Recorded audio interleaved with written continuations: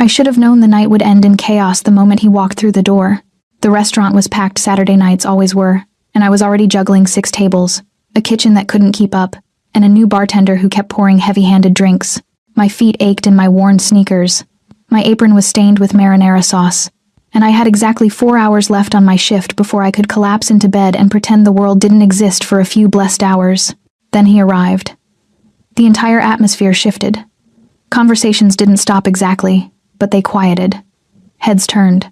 Even the clatter of silverware seemed to pause as the front door swung open and 3 men in dark suits stepped inside, followed by him. I didn't know his name then. I didn't know anything except that he moved like someone who owned not just the room, but the air inside it. He was tall, over 6 feet easily, with dark hair pushed back from a face that could have been carved from marble.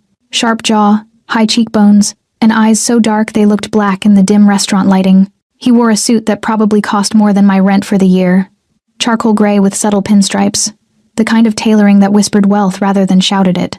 But it wasn't the suit or the looks that made my pulse stutter. It was the way everyone else reacted to him. Marco, our manager, practically tripped over himself rushing to greet them. The hostess went pale. Even Tony in the kitchen stuck his head through the pass-through window, his usual scowl replaced with something that looked disturbingly like fear. "Valentina?" Marco hissed, grabbing my arm as I passed with a tray of drinks. "Table 7, now." I glanced over. The man had chosen the corner booth, the best table in the house, the one we usually reserved for anniversaries and proposals. His men flanked him like sentries, their eyes scanning the room with mechanical precision.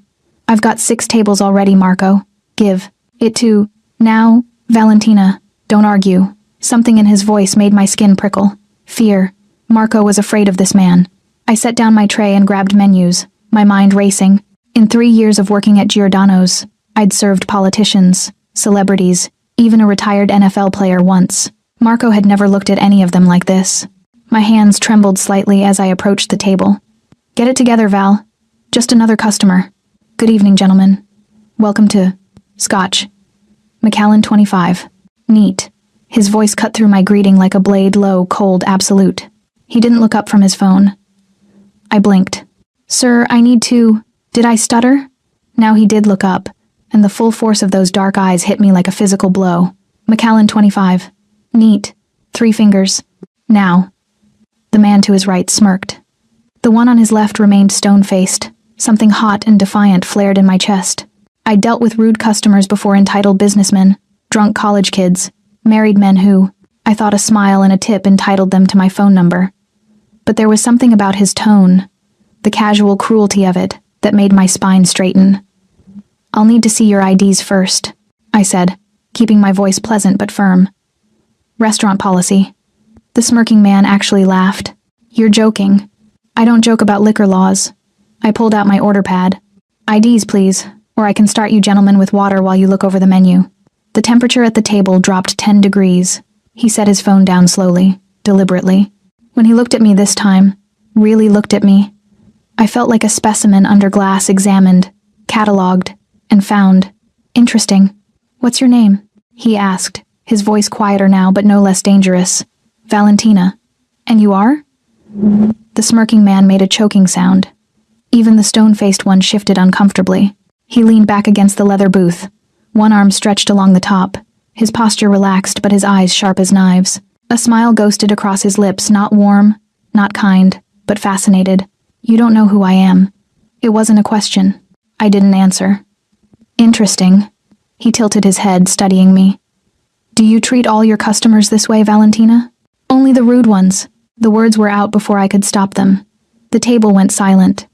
Someone dropped a glass across the restaurant, and the crash seemed to echo forever. I'd gone too far. I knew it instantly. Marco would fire me. These men would complain. I'd lose the best-paying job I'd had in years, all because I couldn't keep my mouth shut when faced with entitled arrogance. But instead of anger, that dangerous smile widened. "Rude," he repeated, tasting the word. "No one has ever called me rude before." "First time for everything," I muttered. He laughed, a genuine sound that transformed his face for a heartbeat, making him look younger, almost human. Then it was gone, replaced by that cold, calculating mask. "Bring me the Macallan. No ID. Necessary, I'm sure Marco will vouch for me." "And Valentina?" He said my name like a promise. "Don't disappear. We're not finished. I should have nodded and walked away. Should have done my job and forgotten the encounter. Instead, I met his eyes. I have 5 other tables. You'll have to wait your turn like everyone else. I turned on my heel and walked away, my heart hammering so hard I thought it might crack my ribs. Behind me, I heard the smirking man whisper, "Boss, I know." His voice was soft, almost wondering. She's the first to refuse me. I made it 3 steps before I heard him speak again, louder now, clear enough that I couldn't pretend not to hear. "Luca, when her shift ends, bring her to me." I froze, my blood turning to ice. Marco appeared at my elbow, his face ashen. "Valentina, do you have any idea what you just did?" I looked back at the corner booth. He was watching me, his dark eyes gleaming with something that looked like hunger. "Who is he?" "I," whispered. Marco's hand shook as he gripped my shoulder. "Dante Caruso. And you just became the most interesting thing in his world." "Caruso?" The name meant nothing to me. "The Caruso family, Valentina. He doesn't just own this neighborhood. He owns half the city." Marco's voice dropped to a terrified whisper. "And when Dante Caruso wants something, he takes it." The world tilted sideways. I looked at the door so close, maybe 20 feet then, back at the man in the corner booth. Dante Caruso. He raised his glass to me in a mock toast, that dangerous smile playing at his lips. I just ignored the most powerful man in the city, and now he wanted me brought to him. I couldn't breathe. The rest of my shift passed in a blur of forced smiles and shaking hands. I dropped an order of lasagna. Forgot to refill water glasses. Nearly charged the wrong credit card because I couldn't focus on anything except the weight of those dark eyes tracking my every movement across the restaurant.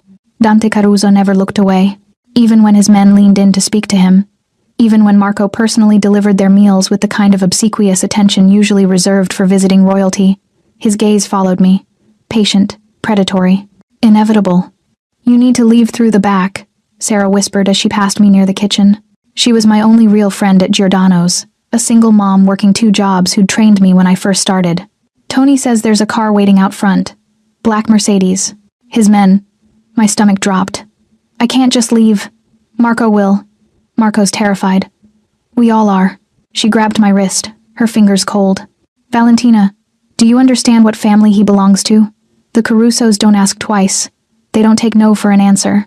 If Dante wants to see you, then he can make an appointment like a normal person." But my voice shook, betraying the fear I was trying to smother with false bravado. Sarah's eyes filled with pity. "There's nothing normal about Dante Caruso." At 10:47 p.m., Marco pulled me aside.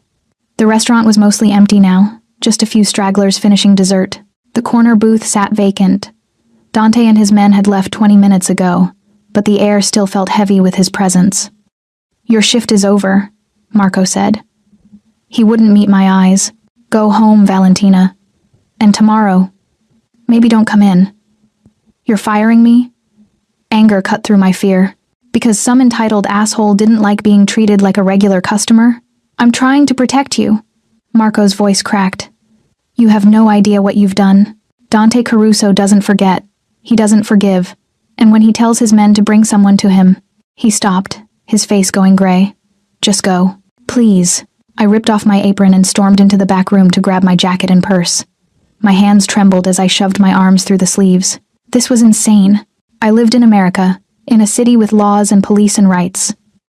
Some criminal, no matter how powerful, couldn't just summon me like I was a possession to be collected. The back door seemed like the smart choice. Slip out through the alley, catch the bus 3 blocks over, disappear into my tiny apartment and pretend tonight never happened. But even as I pushed through the kitchen toward the rear exit, I knew I was deluding myself. Men like Dante Caruso didn't issue threats. They made promises. The alley was dark, lit only by a flickering streetlight and the red glow of the exit sign above my head. I sucked in the cold November air, trying to steady my racing heart. I made it 5 steps before a figure stepped out of the shadows. "Miss Valentina." The voice was polite, almost apologetic. "Mr. Caruso is waiting." "Luca," the stone-faced man from the table. Up close, he was even more intimidating, broad-shouldered, with a scar running through his left eyebrow and eyes that held no warmth whatsoever. "Tell Mr. Caruso, he can keep waiting." I tried to step around him. He moved to block me, not touching, not threatening, just present. An immovable wall between me and freedom. I can't do that, miss. Then we have a problem. My voice sounded braver than I felt. Because I'm going home. Mr. Caruso simply wants to talk. 5 minutes. He'll have you home by midnight. And if I refuse? For the first time, something flickered in Luca's eyes. Not cruelty, but something worse, pity. Please don't make this difficult. My mind raced through options. Scream? We were in the warehouse district, no one would hear or care. Run? He'd catch me in seconds. Fight? I'd lose. If I get in that car, I said slowly, how do I know he'll let me leave? You don't. The honesty was somehow more terrifying than a lie would have been. But Mr. Caruso is a man of his word. He says 5 minutes, he means 5 minutes. Behind Luca, the black Mercedes idled at the alley's entrance, its tinted windows revealing nothing.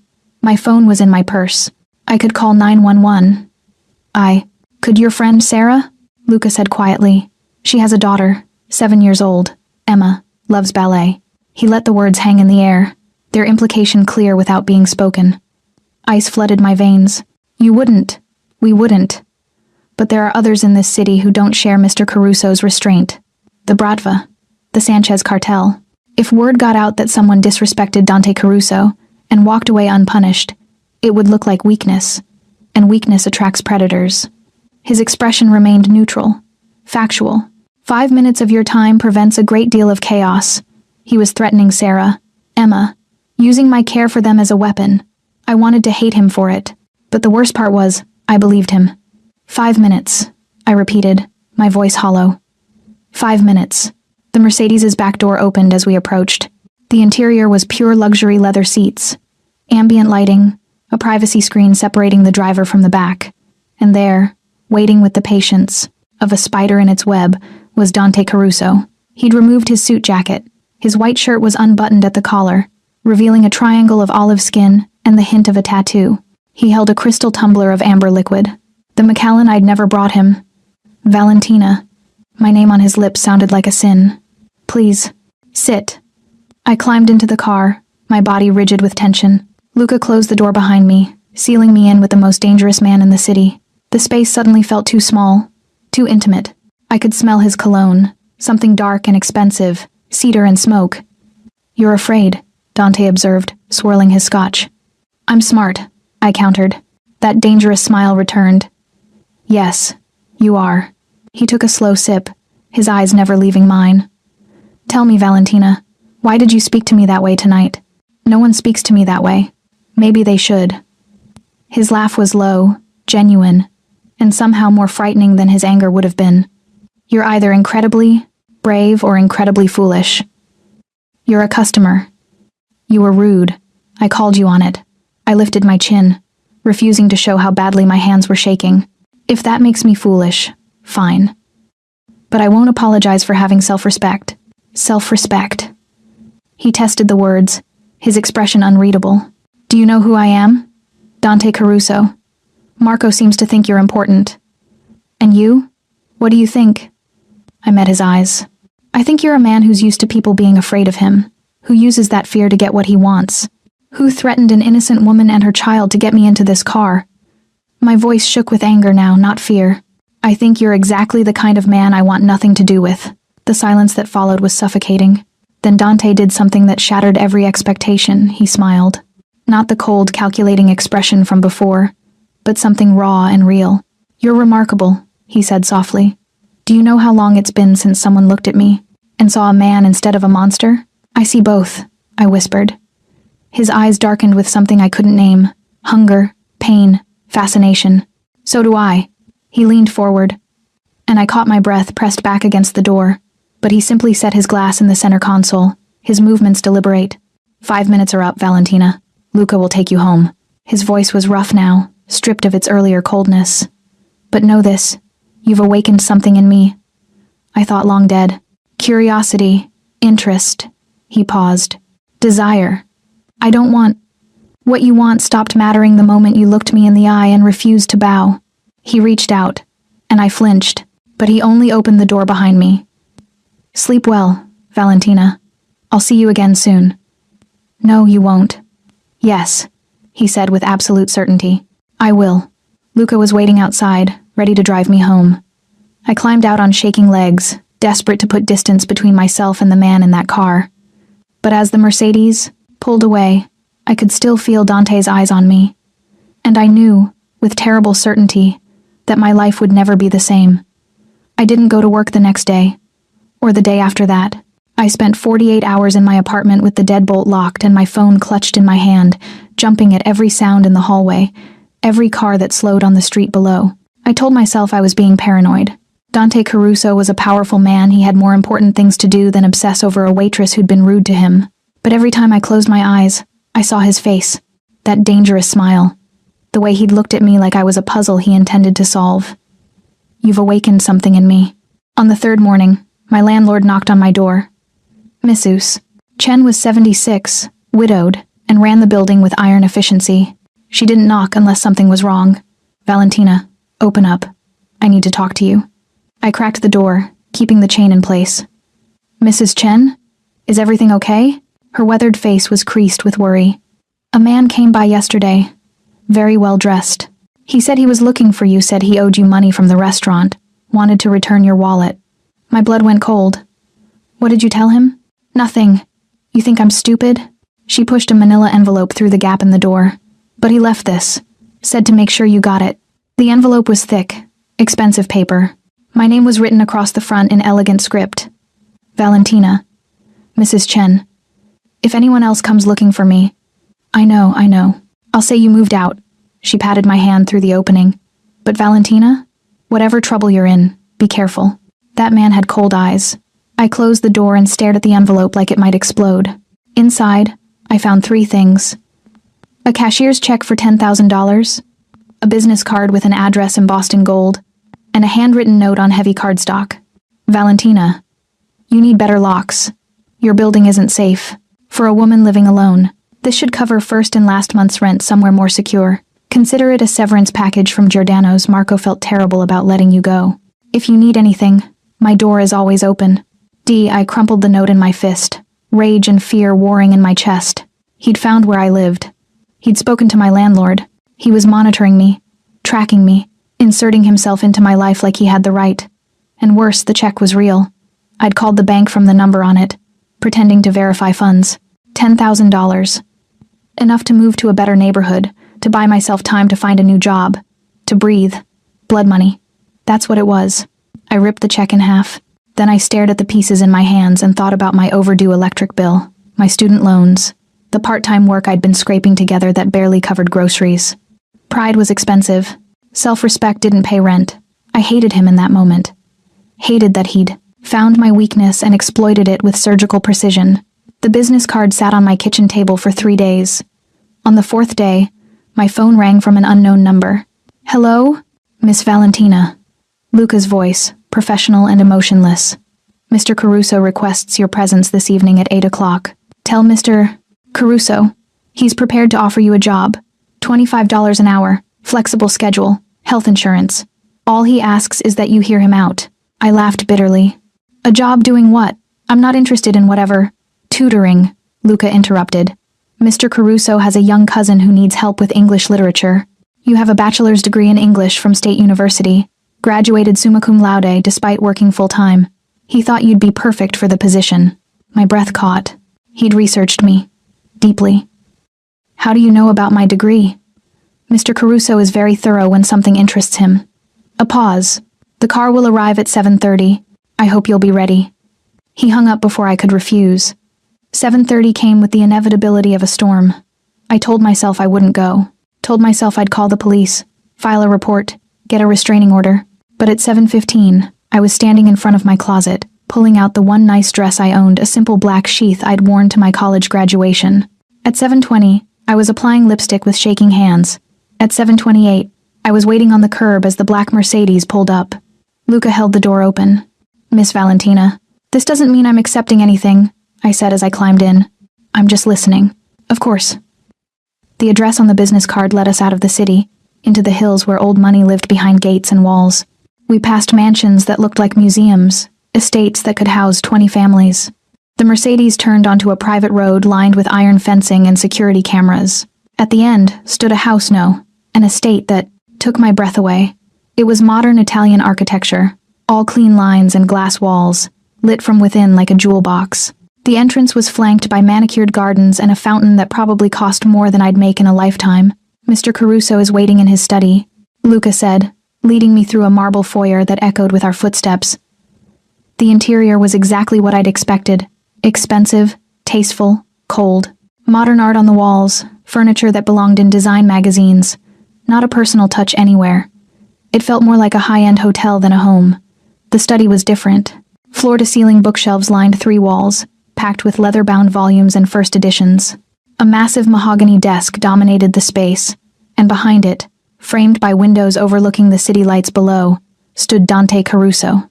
He'd traded his suit for dark slacks and a charcoal sweater that hugged his frame. His hair was slightly disheveled, like he'd been running his hands through it. He looked younger this way. More human. More dangerous.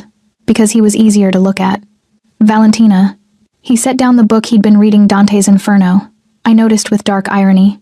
"Thank you for coming. I didn't have much choice. You always have a choice." He moved around the desk, and I forced myself not to step back. "You could have refused. Thrown away my card, cashed the check, and disappeared." I ripped up your check. Something flickered in his eyes. Surprise. Respect. Something warmer. "Did you?" "I don't want your money. I don't want your job. I want you to leave me alone." My voice was steadier than I felt. "Whatever this is, whatever you think you want from me, I want you to know me," he interrupted quietly. "Not the monster everyone sees. Not the name that makes men like Marco tremble. Me." I stared at him. "Why?" "Because you looked at me and saw both." He took a step closer, and I could smell cedar and smoke again, could feel the heat of him. "Because when everyone else in that restaurant was afraid, you were angry, defiant, real. I was rude. You were honest. Another step. We were inches apart now. Do you have any idea how rare that is in my world? How exhausting it is to be surrounded by fear and lies and people who tell you only what they think you want to hear?" "That's not my problem." "No," he agreed. "But it could be your opportunity." His hand came up slowly, telegraphing the movement, giving me time to flinch away. When I didn't, his fingers brushed my cheek, feather light, gentle, completely at odds with everything I knew about him. "I'm not asking you to be mine, Valentina. Not yet." His voice dropped to a whisper. "I'm asking for time. To prove that I'm more than the monster you think I am.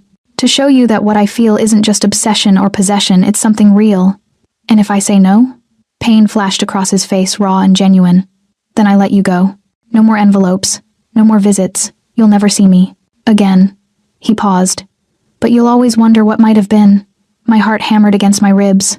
Every instinct screamed at me to run, to refuse, to protect myself from whatever darkness lived in this man. But another part of me, a part I didn't want to acknowledge, whispered that he was right. I would wonder. 1 month, I heard myself say. "You have 1 month to prove you're not just a monster in an expensive suit." Dante's smile was like sunrise breaking through storm clouds. 1 month. He stepped back, giving me space, but his eyes held a promise that made my skin flush with heat. "Your first tutoring session is tomorrow at 4. My cousin Sophia is 13, bright, stubborn, and convinced that classic literature is boring. I think you two will get along perfectly." "This is really about tutoring?" "Yes." Then that dangerous smile returned. "Though I won't pretend I'm not hoping you'll stay for dinner afterward." I should have said no. Should have walked outright. Then, instead, I nodded and sealed my fate. Sophia Caruso was not what I expected. I'd prepared myself for a spoiled Mafia princess designer clothes, attitude, the kind of girl who'd been handed everything and valued nothing. Instead, I found a skinny 13-year-old in ripped jeans and a faded band t-shirt, sprawled across the floor of the estate's library with a dog-eared copy of Romeo and Juliet and a scowl that could cut glass. "You're the tutor?" She looked me up and down with teenage skepticism. "You don't look like the last 3. What did the last 3 look like?" "Old, boring, scared of Dante." She emphasized his first name deliberately, testing me. I set my bag down and settled into a chair. "Well, I'm 25. I think Shakespeare is brilliant when taught right, and your cousin terrifies me, but I'm here anyway." Sophia's scowl cracked into an unwilling smile. "You actually admitted it. Why lie? Dante's intimidating. But that doesn't mean I can't do my job. He's not that bad once you get to know him." She sat up, tucking her legs underneath her. "Everyone thinks he's this cold-blooded killer. But he helped me with my math homework last week. He's actually really patient. The image of Dante Caruso, mob boss, feared criminal patiently explaining algebra to a teenager, was so absurd I almost laughed. So what's the problem with Romeo and Juliet? Sophia groaned. It's stupid. They know each other for like 3 days and decide to die for each other? That's not romance. That's mental illness. I did laugh then. You're not wrong. But what if it's not really about love? What if it's about two kids trapped by their family's hatred, desperate for something pure in a violent world? She tilted her head, considering, I never thought about it like that. Most people don't. They see the romance and miss the tragedy, these two families destroying everything beautiful because they can't let go of old grudges. Like the Carusos and the Morellis, Sophia said quietly. My blood chilled.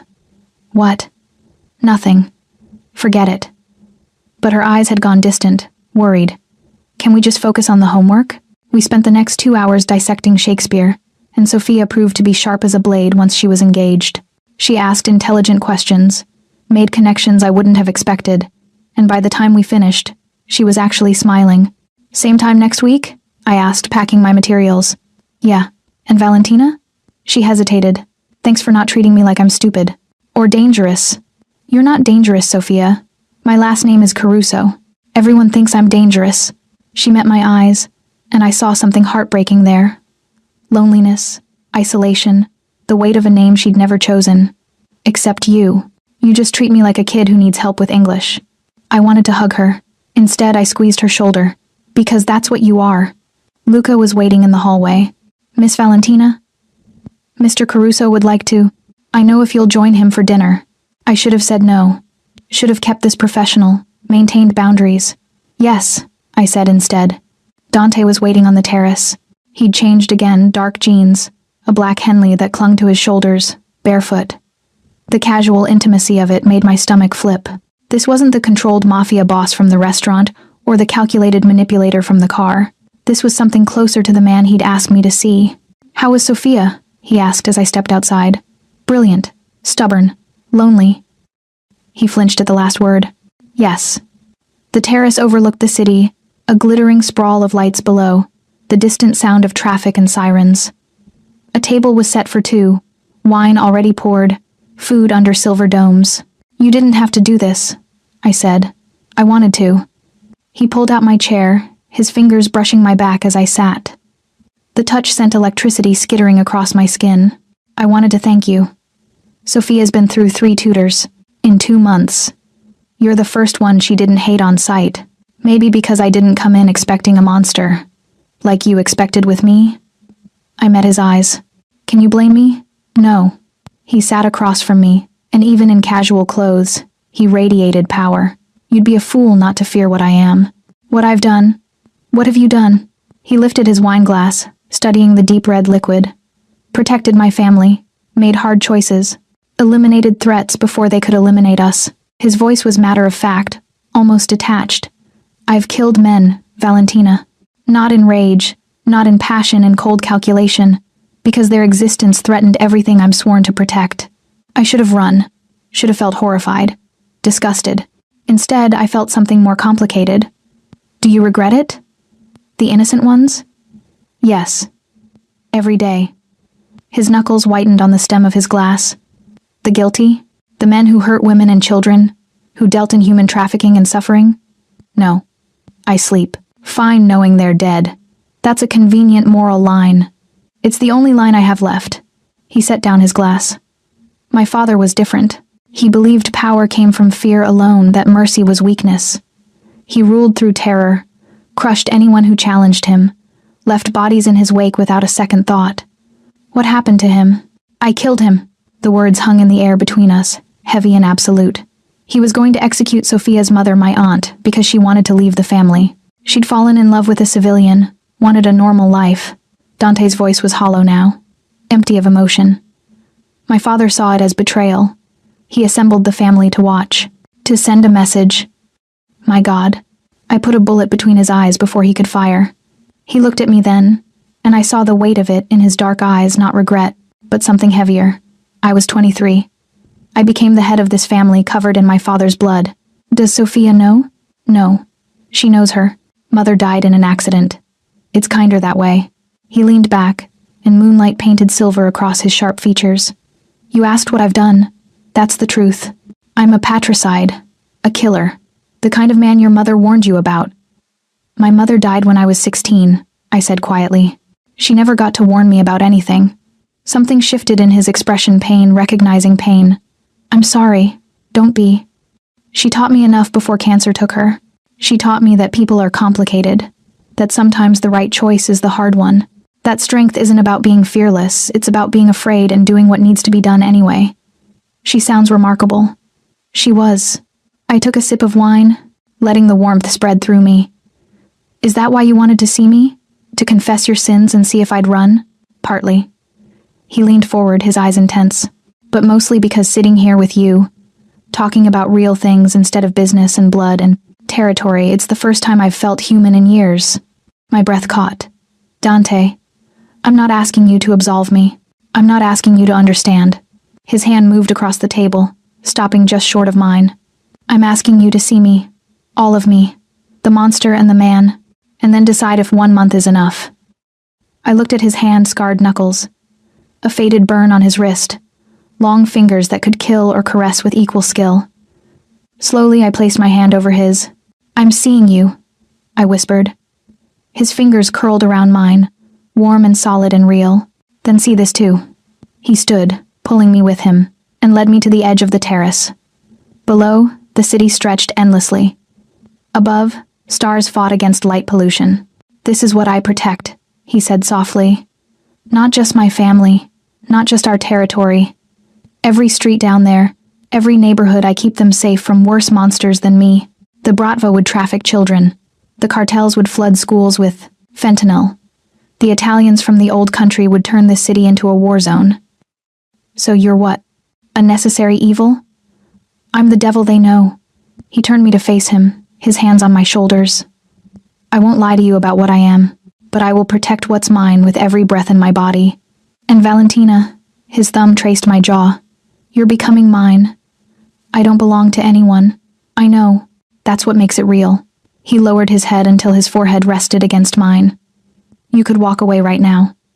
I'd let you, but you won't. Why not? Because you feel it too. This thing between us. Dangerous and impossible, and completely insane. He was right. God help me. He was right. When he kissed me, it wasn't the brutal claiming I'd expected. It was soft, questioning, devastatingly gentle. His lips moved against mine like I was precious, like I might break, like this single moment mattered more than anything in his violent world. I kissed him back, and felt the ground disappear beneath my feet. When we finally broke apart, we were both breathing hard. His eyes were black with desire, but he stepped back, giving me space. I should take you home, he said, his voice rough. You should, but I don't want to. I know. We stood there in the moonlight, the city lights below, and I knew with terrifying certainty that I was falling for the most dangerous man I'd ever met, and I had no idea how to stop. The next 2 weeks became a dangerous dance between two worlds. By day, I was Valentina the tutor, arriving at Dante's estate to work with Sophia, discussing literature and poetry while carefully maintaining professional boundaries. By night, I was someone else entirely, the woman who stayed for dinner on the terrace, who let Dante's walls crack open as we talked about everything except his business, movies we'd loved as children, books that had changed us, the strange shared loneliness of people who'd grown up too fast. He never pushed, never demanded more than I was willing to give, but the tension between us grew like a living thing, electric touches that lingered too long, conversations that blurred the line between appropriate and intimate, moments when I'd catch him watching me with such raw hunger that my body would respond in ways I couldn't control. I was falling. Slowly, terribly, inevitably falling, and I couldn't bring myself to stop. On a Friday evening, 2 weeks into our agreement, everything changed.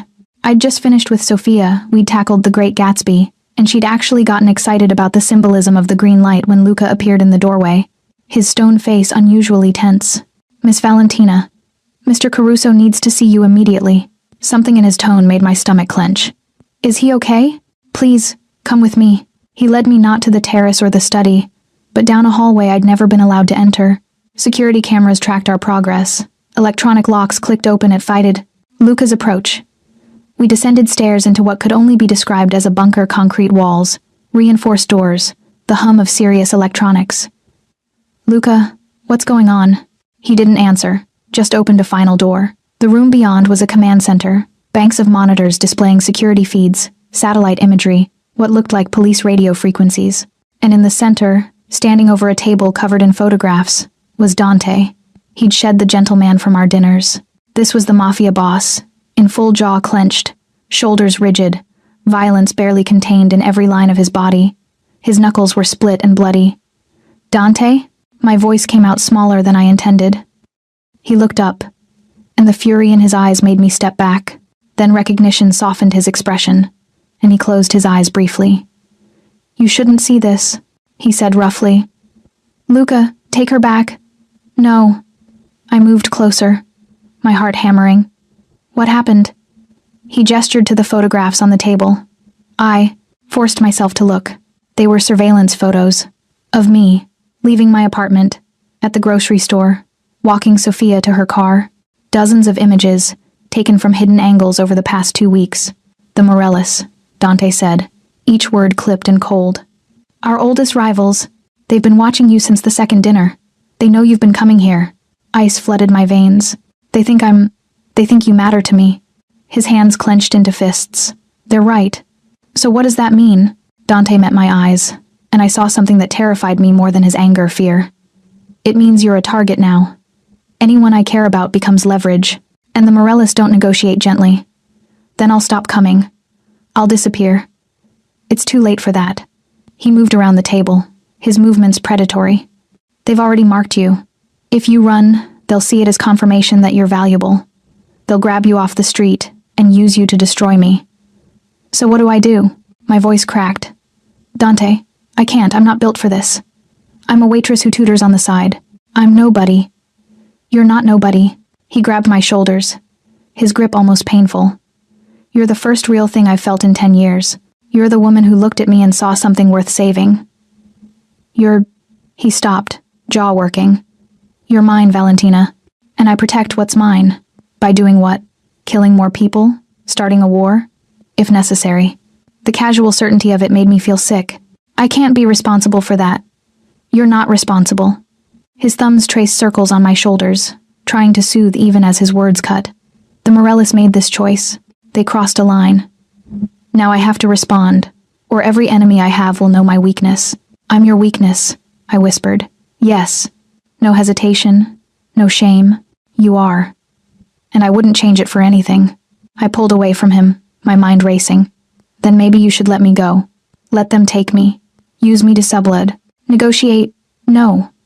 The word was absolute, final. I would burn this city to ash before I let anyone take you. Even if innocent people get hurt? Pain flashed across his face. Even then, I stared at him at the blood on his knuckles, the violence simmering beneath his skin, the absolute conviction in his eyes. This was the monster everyone feared, the man who would sacrifice anything, anyone, to protect what he considered his. And God help me, some twisted part of me found it exhilarating. What happened to your hands? I asked quietly. One of their scouts. He made the mistake of getting too close to your apartment building. Dante flexed his fingers, wincing. He won't make that mistake again. You killed him. I sent a message. He caught my hand, bringing it to his bloody knuckles. This is who I am, Valentina. This is what I do. I warned you. I know. I traced the splits in his skin, my touch gentle against the evidence of violence. Show me how to clean this. He blinked, surprised. What? Your hands. Show me where the first aid supplies are. I want to take care of this. Valentina. You said I need to see all of you, right? The monster and the man? I met his eyes. Then let me. All of you. Even the parts covered in blood. Something broke in his expression. Relief, gratitude, wonder. He led me to a small medical station in the corner, watched as I gathered supplies with shaking hands. I cleaned his knuckles in silence, dabbing away blood, applying antiseptic that made him hiss. His hands were bigger than mine, scarred and calloused, capable of such terrible things. But as I wrapped them in clean gauze, all I could think was how gently they'd touched me that night on the terrace. Why are you doing this? He asked hoarsely. Because you need someone to. I tied off the bandage. Because everyone else in your life either fears you or uses you. Because someone has to remind you that you're human. I'm not, you are. I pressed my palm to his chest, feeling his heartbeat thunder beneath my hand. You bleed. You hurt. You care so much it's destroying you. That's human, Dante. He caught my wrist, his bandaged fingers gentle. I don't deserve you. Probably not. I don't deserve this mess either. I tried to smile, but it came out wrong. But here we are. Here we are, he echoed. Then he pulled me against him, burying his face in my hair. I felt him shake, this powerful, terrifying man trembling in my arms like he was the one who needed protection. I'm sorry, he whispered. I'm so sorry I pulled you into this. Then let me go. His arms tightened. I can't. I know. We stood there in that sterile command center, surrounded by evidence of violence and surveillance, holding each other like lifelines. Above us, alarms started blaring. Luca burst through the door. Boss. 3 cars just breached the north perimeter. The Morellas, they're coming now. Dante's entire demeanor shifted. The vulnerable man vanished, replaced by the predator I'd glimpsed in the restaurant. He set me away from him, his expression going cold and deadly. Take her to the safe room. Full lockdown protocol. I'm not hiding now, Luca. His eyes met mine one last time and I saw everything there. Love, regret, savage determination. Keep her safe, whatever it costs. Dante. He kissed me then hard, desperate, claiming. It tasted like copper and goodbye. Stay alive, he growled against my lips. I'm not done with you yet. Then he was gone, shouting orders, moving toward the stairs with the fluid grace of a man going to war. Luca grabbed my arm. Miss Valentina, please. I let him pull me toward a different door, toward safety, toward a locked room where I wouldn't see what was about to happen. But as gunfire echoed through the estate, sharp cracks that made my ears ring and my heart stop, I knew one thing with terrible certainty. The man I was falling for was about to paint his beautiful home red, with blood. And it was all because of me. The safe room was exactly what it sounded like, windowless concrete, reinforced walls, enough supplies to survive a siege. Luca sealed me inside with 2 guards and a terse instruction. Don't open this door for anyone but me or Mr. Caruso. Then the locks engaged, and I was alone with 2 stone-faced men, and the sound of my own racing heartbeat. Above us, the house erupted into chaos. Gunfire, shouting, the crash of breaking glass. I paced the small room like a caged animal, every instinct screaming at me to do something, anything, except hide, while Dante fought for his life. How long does this usually last? I asked one of the guards. He didn't answer, didn't even acknowledge I'd spoken. 20 minutes felt like 20 hours. Then, finally, the intercom crackled. Safe room Alpha. Status? Luca's voice. The guards relaxed fractionally. Secure. Package is safe. Package. That's what I was now. Cargo to be protected and delivered. The locks. Disengaged with a series of mechanical clicks. Luca stepped through, and my stomach dropped at the sight of him. His suit was torn, blood spattering his face and shirt. A gash ran along his forearm. Is he? I couldn't finish the sentence. Mr. Caruso is alive. He wants to see you. What happened up there? War, Luca said simply. Come. He led me back through the command center, now staffed with even more men, all moving with urgent efficiency and up the stairs. I could smell gunpowder and copper. My hands shook as we climbed. The main floor was a disaster. Bullet holes in the walls, shattered artwork, overturned furniture, and blood.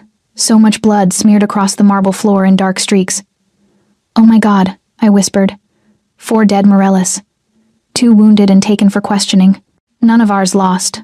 Luca's voice was matter-of-fact, like he was reciting grocery lists instead of body counts. It could have been worse. He opened the door to Dante's study. Dante stood at the dadders, windows overlooking the city, his back to me.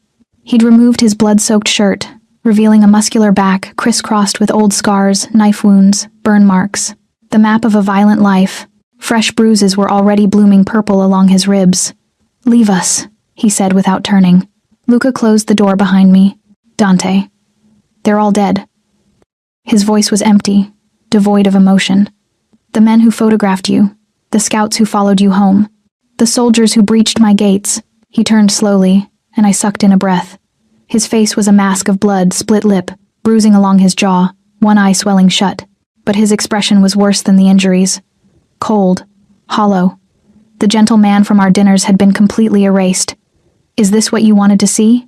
He gestured to himself, to the carnage visible through the doorway. This is what I am, Valentina. This is what happens when someone threatens what's mine. I moved toward him.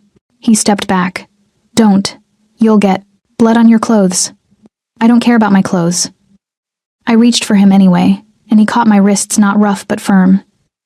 You should care. You should run as far from me as possible. His grip tightened. I just killed 4 men in my own home. Tomorrow there will be retaliation. The Morellis won't let this stand. This war is going to escalate, and you're in the center of it because I was selfish enough to want you. You didn't start this. I did. He released me, turning away. The moment I decided you mattered. The moment I let myself feel something real instead of keeping you at a distance. I painted a target on your back with my own selfishness. So, what are you saying? That this was a mistake? Yes. The word cut like a blade. I felt something crack in my chest. I see. No, you don't. He whirled on me, and now I saw past the cold mask to the anguish beneath.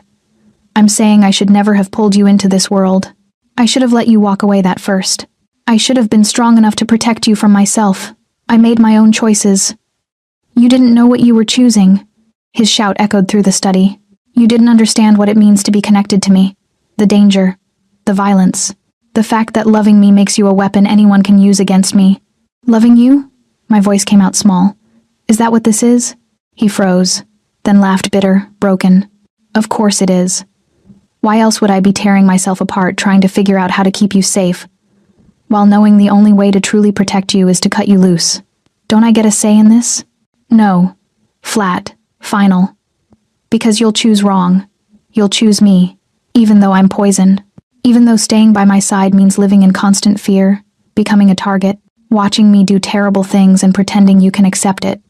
You don't know what I can accept. I watched you clean my bloody hands 2 hours ago. He slammed his palm against the desk, making me flinch. I saw your face when you heard the gunfire. You're not built for this, Valentina. You're good and soft and real, and this world will eat you alive.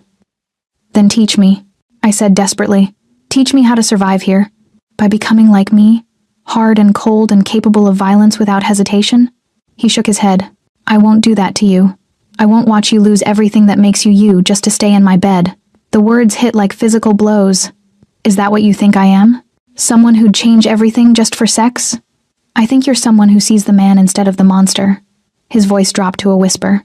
And that makes you far more dangerous to yourself than I ever could be. Silence fell between us, heavy with all the things we couldn't say. Then footsteps echoed in the hallway. Luca appeared in the doorway, his expression grim. Boss, you need to see this. Not now. It's about Miss Valentina. My blood went cold. Dante's entire body went rigid. Luca crossed to the desk and laid down a manila envelope.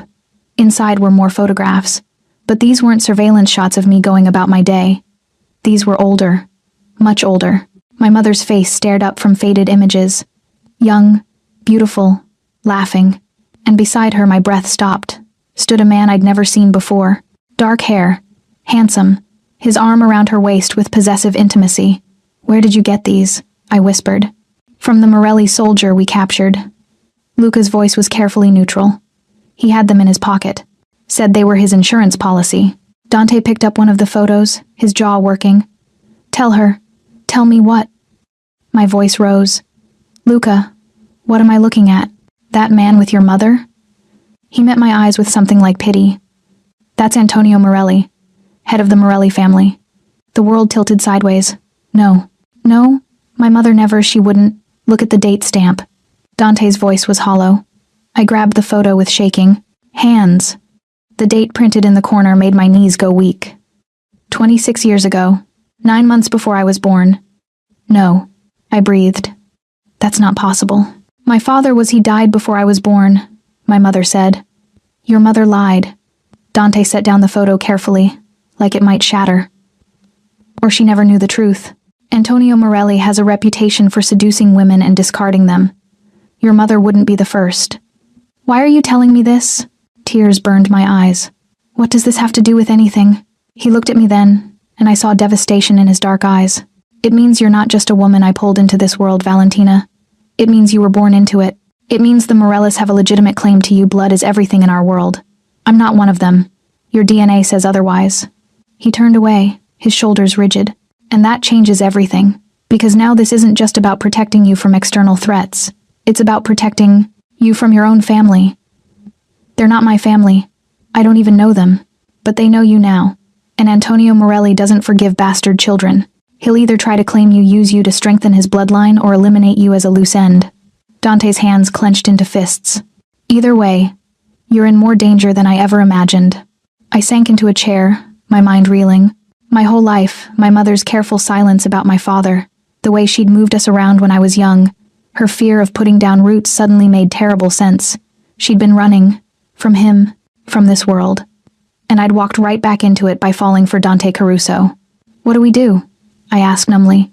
We do nothing. Dante's voice was flat, emotionless. I'm putting you on a plane tonight. New identity. Clean papers. Enough money to start over somewhere. The Morellis and Carusos will never find you. You're sending me away. I'm saving your life. By making the decision for me, anger cut through the shock. By deciding what I can and can't handle? Yes. He finally looked at me, and I saw everything in his eyes. Love, fear, desperation. Because if you stay, you die. And I can't watch that happen. I won't. So that's it? You get to ruin my life twice, once by dragging me into your world, and again by throwing me out of it? If that's what keeps you breathing? Yes. I stood on shaking legs. And what about what I want? What about the fact that I stopped, the words catching in my throat. Say it, he demanded hoarsely. Whatever you're thinking, say it. I love you. The confession escaped like a wound opening. I love you. You impossible, infuriating, violent man. And I don't want to run. His face crumbled. For one heartbeat, I saw the man beneath the monster, vulnerable, terrified, desperately in love. Then the mask slammed back into place. Then you're a fool, he said coldly. Luca, escort Miss Valentina to the car. Make sure she gets on that plane. Dante, please. We're done here. He turned his back on me. Goodbye, Valentina. Have a good life. Luca's hand on my arm was gentle but inexorable. I let him lead me toward the door, my vision blurring with tears. At the threshold, I looked back one last time. Dante stood at the window, his silhouette rigid against the city lights. His shoulders shook once, just once, before he went perfectly still. It was the last time I saw him. For 3 days, at least. The safe house was a sterile apartment in Queens. 2 bedrooms, basic furniture, guards stationed outside 24/7. Luca had delivered me there with efficiency and silence, ignoring my tears, my arguments, my desperate pleas to see Dante one more time. It's for your own good, Miss Valentina, he'd said as he handed me a new passport. The name inside was Rachel Thompson. In 3 days, you fly to Portland. New life, clean slate. Then he'd left me alone with my new identity and the shattered remains of my heart. I should have been grateful. Dante was saving my life, protecting me from a world I'd never asked to be part of. The logical part of my brain understood that. The rest of me wanted to burn his beautiful estate to the ground. On the second night, Sophia called. Where are you? Her voice was thick with tears. Dante won't tell me anything. He just said you weren't coming back, that it wasn't safe. Valentina, what happened? I can't explain. I'm sorry, Sophia. I'm so sorry. He's been different since you left. Colder. He locked himself in his study and won't come out. Even Luca's worried. She sniffled. Did he hurt you? Because if he did, No. He's trying to protect me. My voice cracked. He's doing what he thinks is right. By sending you away? That's not right. That's stupid. A pause. Do you love him? The question hung in the air. Yes, I whispered. Then why are you letting him make you leave? Why indeed? Because he'd decided I couldn't handle his world? Because some biological father I'd never met might pose a threat? Because Dante Caruso thought he knew what was best for everyone? I have to go, Sophia. Wait, there's something you should know. About the Morellis. Her voice dropped. I overheard Luca talking to Dante. Antonio Morelli isn't trying to claim you. He's denying you exist. He's calling you a liar and a fraud, saying your mother was a nobody who probably had a dozen men she could have blamed. Cold fury washed through me. What? But that's not all. He's put out a contract. On you. He's saying you're trying to infiltrate the family, that you're working with Dante to destabilize them from inside. She was crying now. Valentina, they're going to kill you anyway. Sending you away won't stop it. The apartment door burst open. Not Luca. Not the guards. 4 men in dark clothes, guns drawn, moving with military precision. I dropped the phone and ran. The bedroom had no exit except the window. I fumbled with the lock, my hands shaking so badly I could barely grip it. Behind me, footsteps pounded closer. The window opened, 4 stories up. The fire escape was just out of reach. A hand grabbed my hair, yanking me backward. I screamed and clawed, catching someone's face, feeling skin tear under my nails. "Morelli wants you alive," a voice growled. But he didn't say unharmed. Pain exploded across my face as a fist connected with my jaw. I tasted copper. The room spun. Then gunfire. Real gunfire, not the distant sounds from Dante's estate. This was close, immediate, deafening. My attacker dropped, blood spraying across the wall. Another man fell before he could turn. Through the haze of pain and terror, I saw him, Dante. He moved through the apartment like death incarnate, precise, efficient, absolutely merciless. 2 shots, center mass, dropping the 3rd man. The 4th tried to surrender. Dante shot him anyway. Then he was crouching in front of me, his hands cupping my face, his eyes wild with fear. "Valentina, Valentina, look at me. Are you hurt?" I couldn't speak. Could only stare at the blood, so much blood, and the bodies scattered across the floor. "I've got you. I've got you." He lifted me like I weighed nothing, carrying me through the carnage. Luca appeared with a medical kit. More men secured the perimeter. How did they find me? I managed to choke out. "A leak. Someone in my organization sold your location." Dante's voice was flat, emotionless. "They've been dealt with." "You killed them too?" "Yes." He set me on the couch, tilting my face toward the light. His fingers were gentle despite the violence still radiating from him. "Your jaw's going to bruise, but nothing's broken. Did they touch you anywhere else?" "No. You got here in time." "Barely." His hands shook as he pressed an ice pack to my face. 30 seconds later and... He stopped, his jaw clenching. "I almost lost you. You sent me away," I said, anger cutting through the shock. "You decided what was best for me, without asking. You made me leave, and it almost got you killed." He pulled back, standing abruptly. This safe house was supposed to be untraceable. The guards were supposed to be loyal. I did everything right, and it wasn't enough. It's never enough. "Then what do we do?" He looked at me, really looked at me, and I saw a man at the end of his rope. Desperate, furious, terrified. "We end this," he said quietly, "once and for all." 3 hours later, I stood in Dante's command center watching him orchestrate war. He'd pulled me deeper into his world instead of pushing me away, not because he'd changed his mind about the danger, but because there was nowhere left to run. The Morellis knew about me now. My face was circulating through the underworld. Running would just make me an easier target. "We hit them tonight," Dante was telling his assembled men. "Every Morelli operation simultaneously. Their clubs, their warehouses, their gambling dens. We burn it all." "Boss, that's..." One of the lieutenants hesitated. "That's total war. The commission will..." "Fuck the commission." Dante's voice was ice. "Antonio Morelli put a hit on an innocent woman. He sent soldiers into my safe house to murder her. That breaks every rule we have. The other families will back me or get out of my way.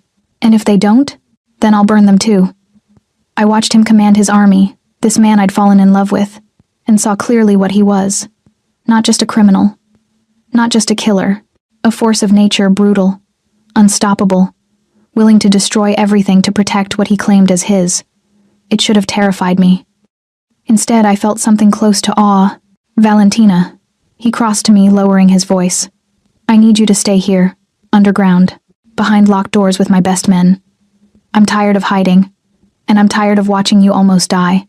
He gripped my shoulders. "Please, this one thing. Let me do this knowing you're safe." I searched his face, the bruises from earlier, the exhaustion in his dark eyes, the desperate love he could no longer hide. "Come back to me," I whispered. "Always." He kissed me hard, claiming, a promise sealed in violence. "I'm not losing you. Not to the Morellis. Not to fate. Not to anything." Then he was gone, taking half his men with him, leaving me in the concrete bunker with guards and monitors and the creeping certainty that tonight would change everything. The feeds showed chaos erupting across the city. Morelli's nightclub engulfed in flames. Their warehouse district cars exploding like fireworks. The Morelli family compound under siege. Gunfire lighting up the darkness like lightning. And in the center of it all, like a conductor orchestrating symphony of destruction, was Dante Caruso. I watched him fight, watched him kill, watched him tear through Antonio Morelli's empire with systematic, ruthless efficiency. This was the monster everyone feared, the man who'd murdered his own father, the criminal who ruled the city through blood and terror. And I loved him. God help me, I loved every terrible, violent, impossible part of him. Miss Valentina. Luca appeared at my side, his expression grim. You need to see this. He pulled up a different feed, the Morelli compound, interior cameras. And there, in what looked like a study, stood Dante and Antonio Morelli. My biological father, the man who'd abandoned my mother, who'd denied my existence, who'd put a price on my head rather than acknowledge his mistake. Sound, I demanded. Should have claimed her, Dante was saying, his gun aimed steady at Antonio's head. Should have brought her into your family when you had the chance. Protected her like she deserved. Antonio sneered. That whore's bastard means nothing to me. Kill her. Keep her. I don't care. Wrong answer. The gunshot echoed through the speakers. Antonio Morelli crumpled to the floor. And I felt nothing. No grief. No horror. Just a cold sense of finality. Dante had killed my biological father. Had erased the man whose blood I carried. Had started and ended a war in a single night. All to keep me safe. The feeds went dark as his men secured the compound. My phone buzzed a text from Dante. It's done. I'm coming home. Home. When had his estate become home? When had this violent, impossible man become my whole world? I didn't know. I just knew that when he walked through that door covered in blood and smoke, victory and devastation written on his face, I would run to him. And I would never let go. He returned at dawn. I was waiting in his study, watching the sun rise over a city that would wake to news of the Morelli family's destruction. 14 dead, dozens wounded. An empire dismantled in a single night of coordinated violence. All for me. The door opened. Dante stood silhouetted against the hallway light, and I barely recognized him. Blood streaked his face and clothes. Gunpowder residue darkened his hands. His eyes were hollow, exhausted. But when they found me, something ignited behind the emptiness. You waited, he said hoarsely. I told you to come back to me. He crossed the room in 3 strides and pulled me into his arms with bruising intensity. I felt him shake, this powerful, terrifying man, trembling like a leaf in my embrace. I killed him, he whispered into my hair. Your father. I put a bullet in his brain and felt nothing but satisfaction. He wasn't my father. He was a sperm donor who abandoned my mother and tried to murder me. I pulled back to meet his eyes. You're not the monster here, Dante. He was. I killed 14 men tonight. Who would have killed me tomorrow? I cupped his bloody face in my hands. I'm not naive anymore. I understand what you did, what you had to do, and I'm not running from it.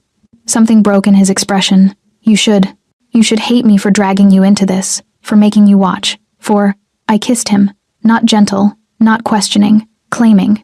His response was immediate and desperate, years of control shattering as he backed me against the desk, his hands in my hair, his mouth devouring mine like I was oxygen, and he was drowning. I tasted copper and smoke and violence, and none of it mattered because he was alive and here in mine. Valentina, he groaned against my lips. We shouldn't, you're in shock. You're not thinking clearly. I'm thinking perfectly clearly. I pulled his face back to mine. I love you. I choose you. Even with the blood and the violence and the darkness. I choose you. You'll regret it. Someday you'll... Shut up. I kissed him again. Harder. Stop telling me what I'll feel. Stop deciding what I can handle. I'm here. I'm staying.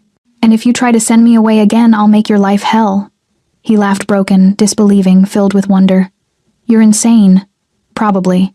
You bring it out in me. This kiss was different. Slower, deeper, loaded with everything we'd been holding back. His hands trembled as they traced my sides, like he was afraid I'd dissolve if he held too tight. I felt the desperation in every touch, the fear that this was temporary, that reality would crash back and steal me away. I need you to understand something, he said, his forehead pressed to mine. If you stay, if you really choose this, there's no going back. You'll be a Caruso in everything but name. Every enemy I have becomes yours. Every decision I make affects you. You'll watch me do terrible things and have to live with knowing why. I understand. Do you? Do you understand that the commission is going to demand answers? That the other families will test me to see if you're a weakness they can exploit? That for the rest of our lives, People will try to hurt me? Yes. I met his eyes. I understand all of it. And I'm still here. He searched my face like he was memorizing it. Then, with devastating gentleness, he lifted me onto the desk, stepping between my thighs. I love you. The words sounded like they were ripped from somewhere deep and painful. I love you so much it terrifies me. You're the only good thing in my life, and I'm going to ruin you. Too late. I'm already ruined. I wrapped my legs around his waist. Ruined for anyone else. Ruined for normal life. You've destroyed me, Dante Caruso. Then let me worship the ruins. What followed was both tender and desperate. Clothes removed with shaking hands. Kisses that tasted like violence and redemption. Touches that mapped scars and promises. He was gentle despite the hunger in his eyes. Careful despite the tension thrumming through his body. Are you sure? He asked one last time, poised at the edge of everything. I've never been more sure of anything. When we came together, it felt like the world shifted, like every moment, every choice, every act of violence had led us to this. He moved with reverent intensity, his eyes never leaving mine, and I saw everything there. The monster and the man. The killer and the protector. The criminal who'd burned the world for me. And I loved all of him. After, we lay tangled together on the leather sofa, his hand tracing lazy patterns on my skin. Through the windows, the city woke to its new reality. One Morelli family, one Caruso victory. The commission meets tomorrow, Dante said quietly. They'll want explanations, reparations. Some will push for my removal from power. Will they succeed? No. No uncertainty, no doubt. I'll give them enough truth to satisfy them, and enough fear to keep them in line. Antonio Morelli violated every code by targeting you. They'll accept his death or face the same fate. So confident. I have to be. Weakness now would invite chaos. He pressed a kiss to my temple. But I need to know you can handle what's coming. The scrutiny, the judgment. They'll call you my whore, my weakness, the bastard Morelli, who seduced a Caruso. Let them talk. It will hurt you. I don't care what they say. I sat up, meeting his eyes. I care about Sophia having a safe place to grow up. I care about you not carrying this burden alone. I care about building something real in the middle of all this darkness. He pulled me back down, tucking me against his chest. How did I find you? You didn't. I found you. By refusing to be afraid. You should be afraid. Of me most of all. Maybe. But fear and love aren't mutually exclusive. I traced the scars on his chest, evidence of a life lived in violence. I can be afraid of what you're capable of, and still love you for why you do it. That's a dangerous philosophy. So is loving you. But here we are. He was quiet for a long moment. Then, marry me. I froze. What? Marry me. He shifted so we were face to face. Not just for protection, though, it would help legally. Not just for appearances, though the other families would have to acknowledge you. Marry me because I can't imagine waking up without you. Because you're the only person who sees me. And doesn't flinch. Because I'm completely, irrevocably yours. Dante. I know it's insane. I know we've only known each other a month. I know you should want romance and courting and normal proposals. His thumb traced my jaw. But nothing about us is normal. We were forged in violence and blood and impossible choices. So marry me, Valentina. Let me spend the rest of my life proving I'm worthy of you. I should have said no. Should have asked for time. For normal.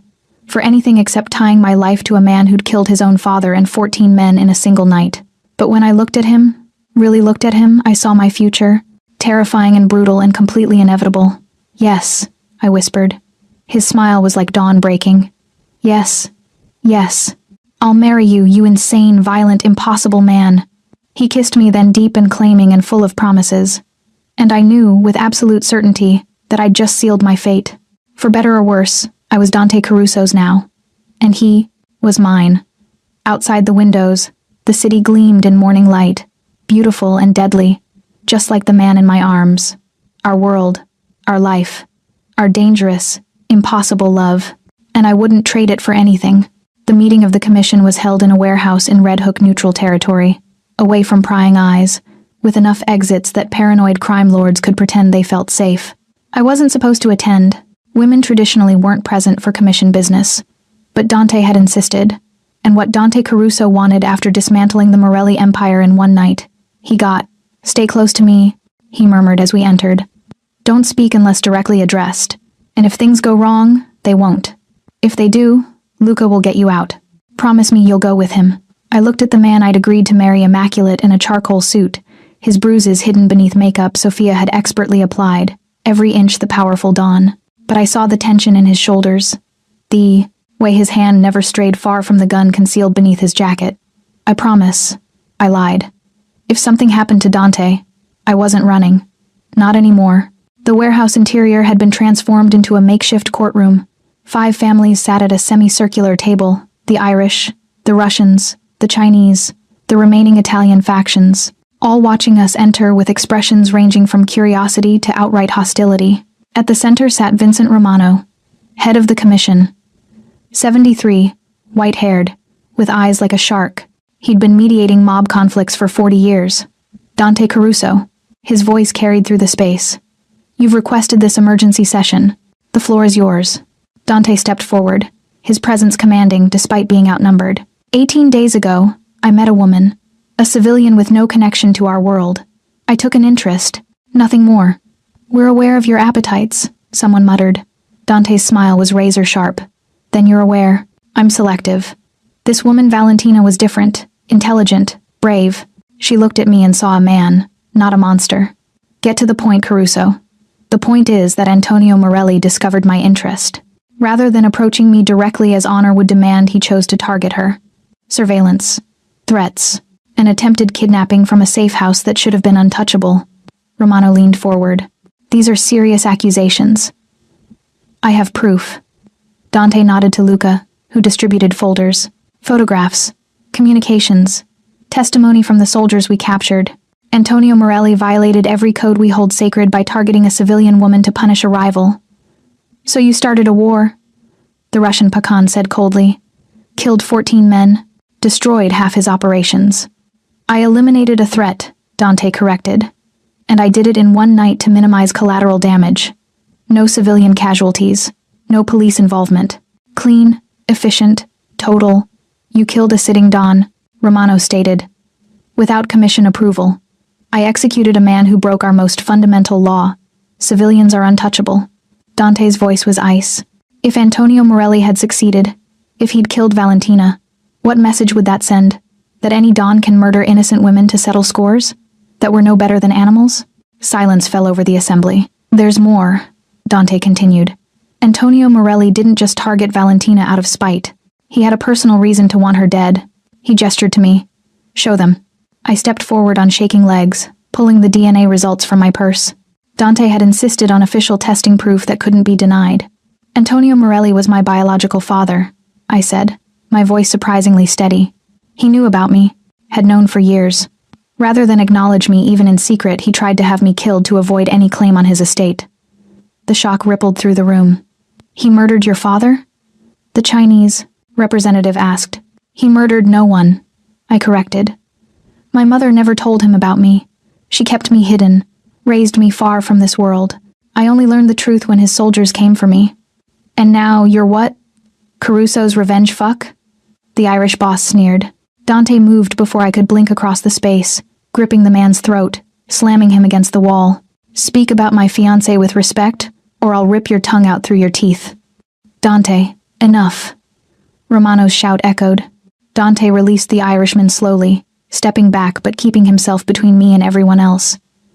Valentina is under my protection. She will be my wife. Any insult to her is an insult to the entire Caruso family. Are we clear? Grudging nods around the room.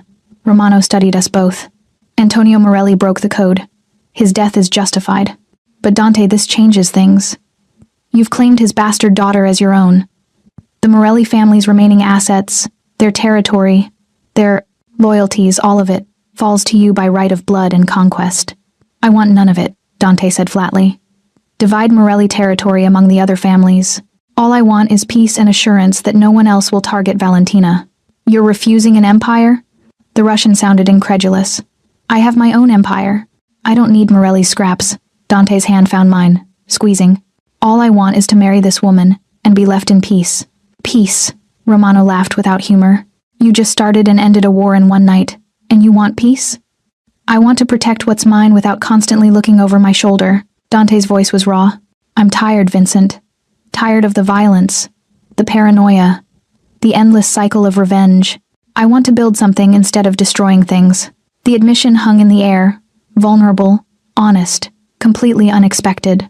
Romano exchanged glances with the other commission members. Some silent communication passed between them. "Very well," he finally said. "The commission finds your actions justified. Antonio Morelli's death is sanctioned retroactively. His territory will be redistributed. And Valentina," he looked at me directly, "you are recognized as legitimate, under commission protection, as Dante Caruso's intended. Any harm that comes to you will be considered an act of war against all of us." Relief flooded through me so intensely my knees nearly buckled. "However," Romano continued, "there are conditions. Dante, you will marry this woman within the month. A proper wedding, witnessed by the families, binding in our world and the legal one. No secret ceremonies, no quiet arrangements. You will claim her publicly." "Agreed. And you," Romano pointed at me, "you will learn our ways, the rules, the traditions. You're a Morelli by blood and a Caruso by marriage. That makes you uniquely positioned, uniquely dangerous. You will be educated in how our world works." "I understand. Do you?" He leaned back. "Your children, if you have them, will carry both bloodlines. They'll inherit conflicts decades old. They'll be targets their entire lives. Do you truly understand what you're agreeing to?" I looked at Dante, at the man who'd killed for me, who'd dismantled an empire to keep me safe, who'd stood before the most powerful criminals in the city and claimed me as his own. "I understand," I said clearly, "and I'm willing to face whatever comes, together." Romano nodded slowly. "Then this matter is settled. The commission recognizes the union of Dante Caruso and Valentina Morelli. May your marriage bring peace instead of war." The drive back to the estate was silent. Dante's hand never left mine, his thumb tracing endless circles on my palm. "You were incredible," he finally said. I was terrified. "You were incredible." He pulled me closer. "You stood before the commission and declared yourself mine without flinching. Do you know how rare that is? How powerful?" I just told the truth. The truth is power in our world. He kissed my temple. 1 month. We have 1 month before you're legally, irrevocably mine. I'm already yours. Yes. His smile was pure possession. "You are." When we arrived home, Sophia was waiting with champagne and a squeal of excitement. "You're getting married. Dante told me before you left, but I had to wait until it was official, and now it is, and I get to be a bridesmaid, right?" "You get to be whatever you want," I laughed, hugging her tight. That night, wrapped in Dante's arms in his massive bed, I stared at the ceiling and marveled at how completely my life had transformed. 1 month ago, I'd been a waitress ignoring a rude customer. Now I was engaged to the most powerful man in the city, protected by the commission, carrying the bloodline of 2 feuding families. "Regrets?" Dante murmured against my hair. "Not one. Liar. You regret the violence, the fear. I regret that it was necessary," I corrected. "But I don't regret choosing you." He turned me in his arms, his dark eyes searching mine in the moonlight. "I will spend every day of our marriage proving I'm worthy of that choice." "You already are." "No." He kissed me softly. "But I'll try to become the man you deserve, even if it takes forever. Forever. With Dante Caruso, forever would be violent and beautiful and completely insane.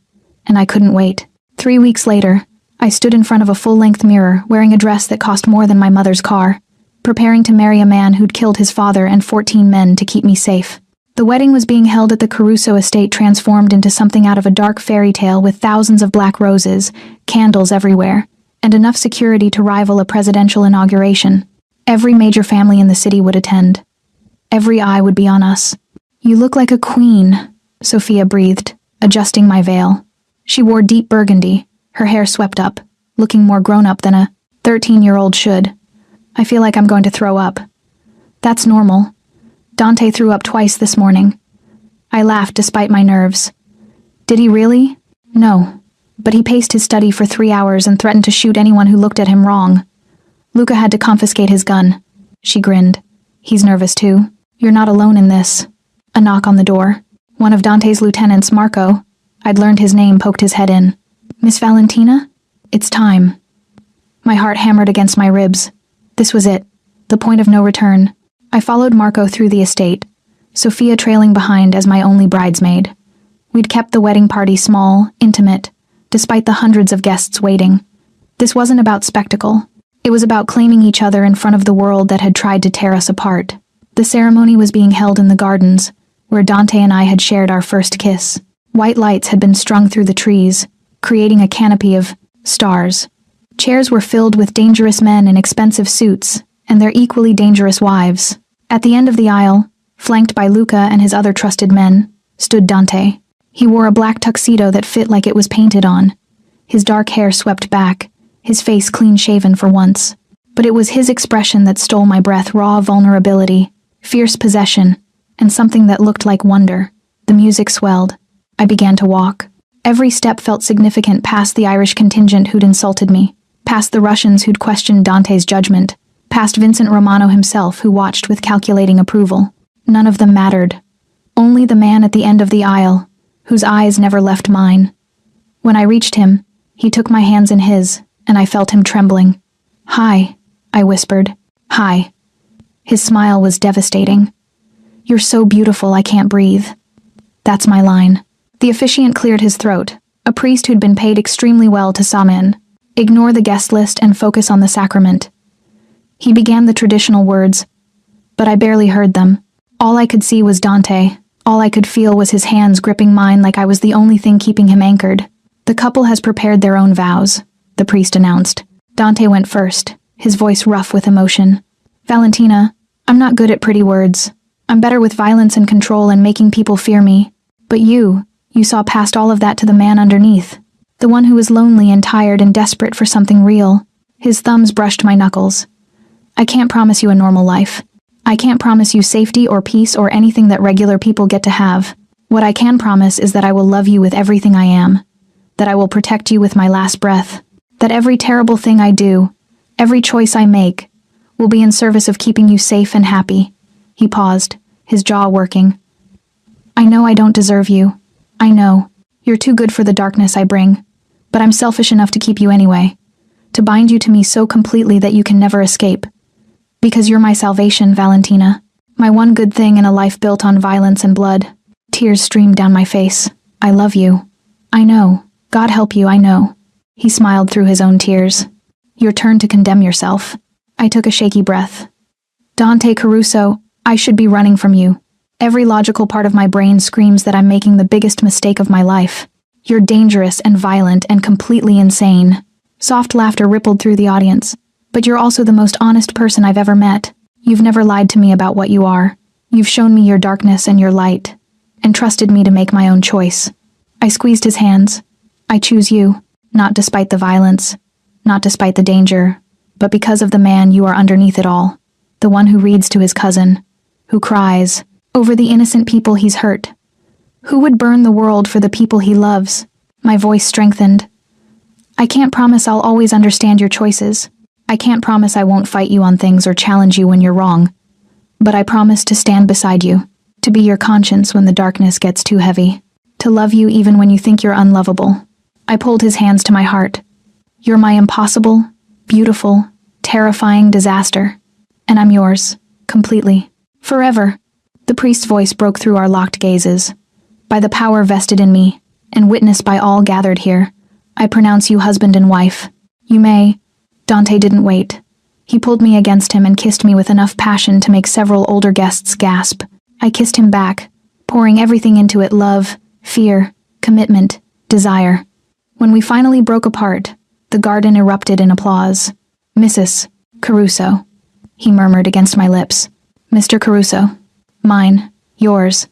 The reception was lavish champagne, flowing 5-course meal, dancing under the stars.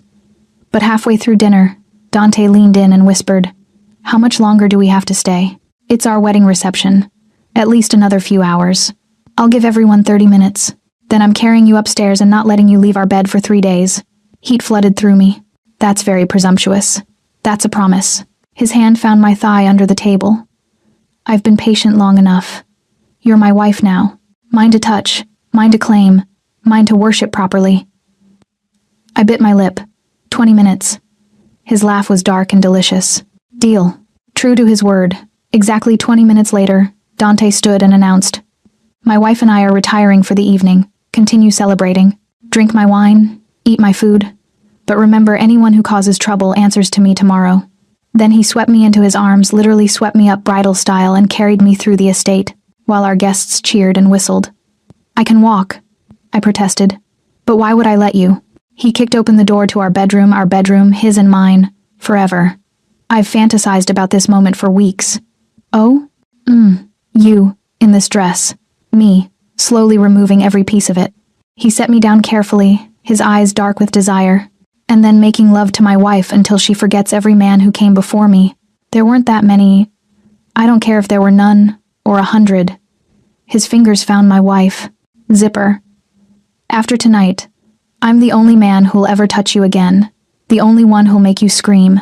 The only one who'll worship every inch of your perfect body." The dress pooled at my feet. I stood in delicate white lace, my heart racing as Dante's eyes devoured me. "You're overdressed," I managed to say. "Then undress me." I did, slowly revealing the powerful body beneath the tuxedo. His scars, his tattoos, the evidence of a violent life lived. Each mark had a Raudfriese story, and I kissed every one as I uncovered them. "Valentina," he groaned when I reached his belt. "Husband." The word seemed to snap his control. He lifted me onto the bed, covering my body with his, and showed me exactly what it meant to be loved by Dante Caruso. It was reverent and desperate, gentle and claiming, everything I'd imagined and more. "I love you," he gasped as we moved together. "I love you too. Say you're mine. Say you'll never leave." "I'm yours," I promised between kisses. "Forever. I'll never leave. Even when I'm terrible? Even when the darkness wins? Especially then." I pulled his face to mine. "Because that's when you need me most." We loved each other through the night. Desperate, tender, passionate. And as dawn broke over the city that belonged to my husband, I knew that whatever came next, we'd face it together. Epilogue. 6 months later, I woke to Sophia's excited chattering from downstairs and the smell of coffee. Dante's side of the bed was still, warm, but he'd clearly been up for a while. Finding my robe, I padded downstairs to find absolute chaos. Sophia was arguing with Luca about college applications. Dante was on the phone conducting business while simultaneously flipping pancakes. The kitchen was full of men in suits. His daily security briefing apparently moved to accommodate family breakfast. "You're making pancakes?" I said, kissing his cheek. Sophia requested them. He covered the phone. "How'd you sleep, Mrs. Caruso?" "Perfectly." "You?" "Better with you beside me."